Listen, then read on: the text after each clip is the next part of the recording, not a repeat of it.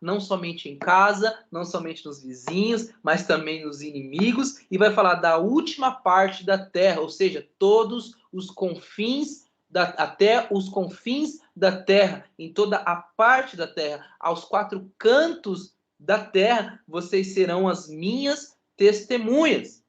Mas eu não vi, mas eu não ouvi, mas eu não falei. Mas o Espírito Santo em nós viu tudo que Jesus fez. Falou por Cristo. Fez, né? Foi o que empoderou. E João vai falar que o mesmo Espírito que estava em Cristo agora está em nós. Talvez a marca registrada da maior manifestação da Trindade na Bíblia é quando Jesus é batizado nas águas por João Batista, seu primo, e aí então do céu ouve-se uma voz: esse é meu filho amado, quem tenho muito prazer. E então o Espírito Santo, né, da forma como eles viram, como se fosse um símbolo de uma pomba, algo pacificador, algo belo, descendo sobre Jesus, Jesus na água, o Espírito Santo em caminho até Jesus e uma voz do céu. Talvez seja a maior manifestação da Trindade, né? Cada um exercendo a sua função de forma separada. Uma voz do céu dizendo que era o Filho amado, o qual ele tinha prazer, o Espírito descendo e Jesus sendo batizado nas águas. E aí, ele vai dizer que nós seremos as testemunhas dele, aonde nós estivermos.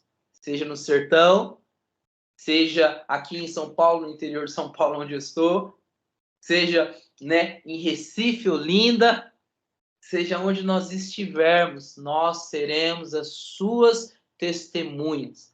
Mas, Binho, eu preciso ir para missões. Binho, eu preciso ir para a África, eu preciso ir para o sertão, eu preciso para a igreja perseguida. Não, amados, nós precisamos ser testemunha aonde nós estivermos. Mateus 28:19, assim como eu diz: ide por todo mundo, pregar o evangelho a toda criatura. A palavra ide, né, ela é traduzida como um verbo imperativo, né, como um verbo de ação, de mandamento, vão, vá. Mas a verdade é que quando ela é escrita no grego, no Novo Testamento, ela tem muito mais ela tem muito mais um sentido de participação, de particípio, um verbo de particípio, que significa que quase um gerúndio. Eu não sou tão bom em português assim, mas é como se fosse um gerúndio, né, que é uma participação, uma coisa de continuidade, né? Ou seja, enquanto vocês vão ou indo aonde vocês indo pelo mundo, ou enquanto vocês caminham pelo mundo, vocês anunciam o evangelho a toda criatura. Não é uma questão de mandamento. Eu não prego o evangelho, eu não sou testemunha porque Jesus me mandou ser testemunha, não. Eu sou testemunha porque Deus está em mim. E o DNA, agora o meu DNA de cristão, anuncia o evangelho em tudo que eu faço, em tudo que eu falo, aonde eu estou. Se eu estou trabalhando, talvez que eu não fale nenhuma palavra, eu anuncio o evangelho com a minha vida. Se eu estou na faculdade, se eu estou na escola, eu anuncio o evangelho. Se eu estou em missões transcultural, se eu estou em missão da igreja perseguida, se eu estou numa África, se eu estou na minha igreja local, eu anuncio o evangelho simplesmente por respirar, simplesmente por viver, simplesmente por, sabe, ser filho de Deus. Porque eu não anuncio o evangelho por uma obrigação. Eu anuncio o evangelho porque faz parte agora do meu DNA, faz parte de mim. Eu sou testemunha. Eu sou testemunha. Porque a testemunha agora vive dentro de mim. Versículo 9 diz... E falando essas coisas, vendo eles, ele foi levado para cima. E uma nuvem o recebeu, ocultando os seus olhos. Enquanto eles olhavam firmemente para o céu, enquanto ele subia, eis que 2 homens se puseram junto deles com vestiduras brancas, os quais disseram: homens da Galileia, por que estáis parados olhando para o céu? Esse mesmo Jesus, que dentre vós foi levado para o céu, há de vir da mesma maneira que vistes ir para o céu. Amado, Aqui, então, Jesus sobe aos céus, né? Então, talvez das 3 perguntas do qual nós fizemos, quem nós somos? Filhos de Deus. Quem nós temos? O próprio Deus em nós. E agora, o que nós podemos fazer? Ser as suas testemunhas aonde nós estivermos. Mas agora, Jesus sobe aos céus, está os seus discípulos olhando Jesus subindo aos céus, o qual devia ter sido maravilhoso, Jesus, né, sendo elevado aos céus, e aí então ele some no meio das nuvens, e eles ficam olhando, parados, olhando, talvez nós faríamos o mesmo também, né, olhando, esperando ele voltar, porque ele havia prometido que ia voltar. E então, enquanto eles estão olhando para cima, 2 anjos aparecem e falam assim, o que vocês estão olhando? Talvez eles respondem, Jesus ali, né? Jesus subiu, falou que ia voltar, agora a gente vai esperar ele voltar. E aí os anjos falam, Santo do Senhor, o qual ele virá para buscar a sua igreja, o qual ele virá para buscar o seu povo e a sua família, buscar as suas testemunhas. Aí, amados, né? Os anjos dizem assim, homens da Galileia, por que vocês estão parados olhando para o céu? Né? Talvez a pergunta seja para nós, homens e mulheres de Betânia do Piauí, homens e mulheres, né, de Olinda, homens e mulheres de São Paulo, homens e mulheres de Petrolina, homens e mulheres, o que vocês estão olhando? Porque da mesma forma como vocês viram esse homem subir aos céus, ele vai voltar. Mas enquanto ele não volta, aprenda com o homem do céu e façam na terra. Porque se a gente voltar lá para o versículo 1, vai dizer que Lucas escreveu tudo aquilo que Jesus fazia e ensinava. Agora, se nós somos as testemunhas de Cristo e damos a continuidade aos passos de Cristo, nós também foi entregado algo para fazer e ensinar. E enquanto ele não vem, nós vamos fazer e nós vamos ensinar as mesmas coisas, o qual nós aprendemos, né? O qual também nós estamos fazendo. Então, né? E aí a gente tem que dar confiança a esses anjos, né? Talvez se a gente lembrar um pouquinho, os anjos que apareceram um pouquinho antes, primeiro aparece anjo para Maria e fala assim, você terá um filho, né? E ele será chamado Jesus, e ele será concebido pelo Espírito Santo. E aí vem outro anjo, fala também para José, e acontece, Jesus nasce. Aí depois, quando Jesus ressuscita, aparece novamente anjos para Maria Madalena e Maria, logo após a sua ressurreição, e fala assim, quem vocês estão procurando? E elas falam, Jesus. Assim, esse aí já ressuscitou. E mais uma vez, as palavras dos anjos acontecem. Por que eu ia ter dúvida desses mesmas palavras aqui, desses anjos aqui? Ele vai voltar para buscar a sua igreja.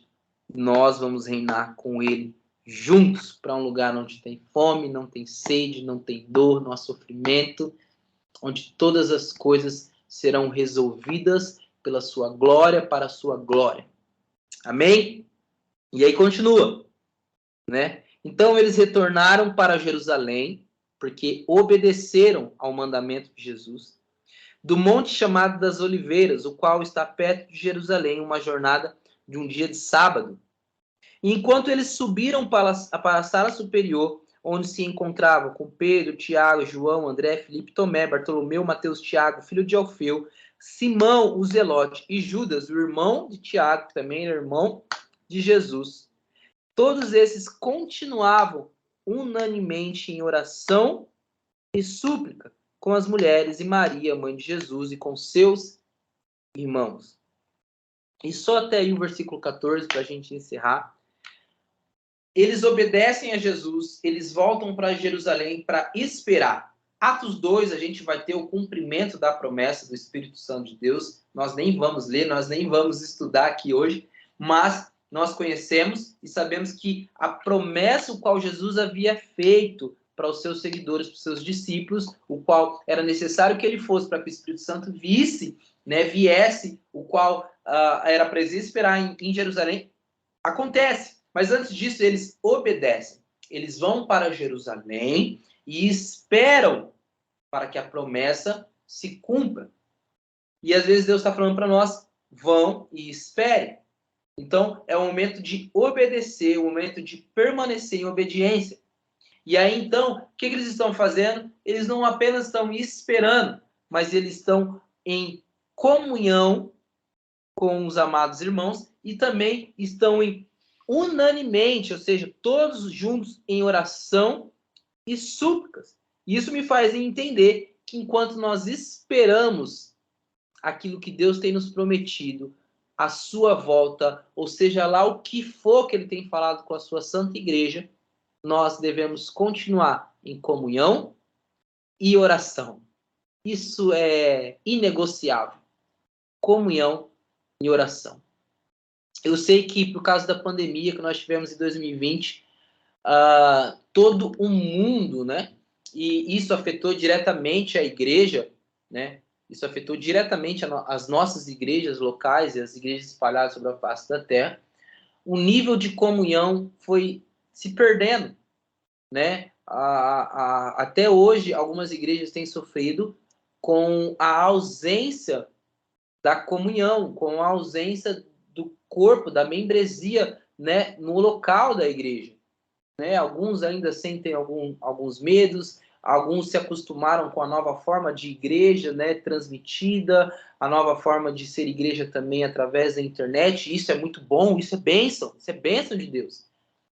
Mas uma coisa que nós não podemos perder é a comunhão com os santos e a nossa oração, né, tanto em coletividade quanto de forma pessoal.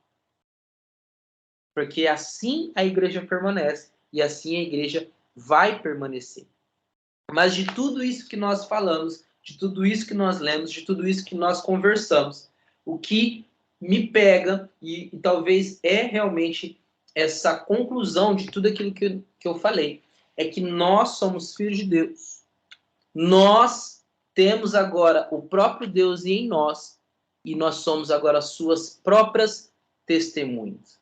O mesmo Espírito que empoderou Jesus a fazer tudo o que fez é o mesmo Espírito que está em nós, nos empoderando, nos dando autoridade para que a gente possa continuar aquilo que Jesus estava fazendo. A verdade, isso não é nem para ser uma mensagem missionária, mas isso é para ser uma mensagem de elevação da nossa maturidade na fé cristã, para que a gente volte a princípios básicos da nossa fé, a princípios básicos e elementares da nossa fé. A Trindade, a autoridade, a santidade, a filiação e a espera do dia da volta do Senhor. Porque ele vai voltar. Independente de como nós acreditamos, seja antes do milênio, seja durante o milênio, seja depois de um milênio, não importa. O que importa é que ele vem. E ele vai vir para buscar a sua santa igreja. E nós somos a igreja do Senhor. Nós somos as testemunhas de Jesus Cristo. E que privilégio, irmãos. Que privilégio podemos ser essas testemunhas de Jesus. Amém? Então era isso que eu queria compartilhar com a amada igreja, para que a gente possa elevar o nosso nível de responsabilidade, o nosso nível de maturidade e o nosso nível de comprometimento com as coisas do Senhor. E voltar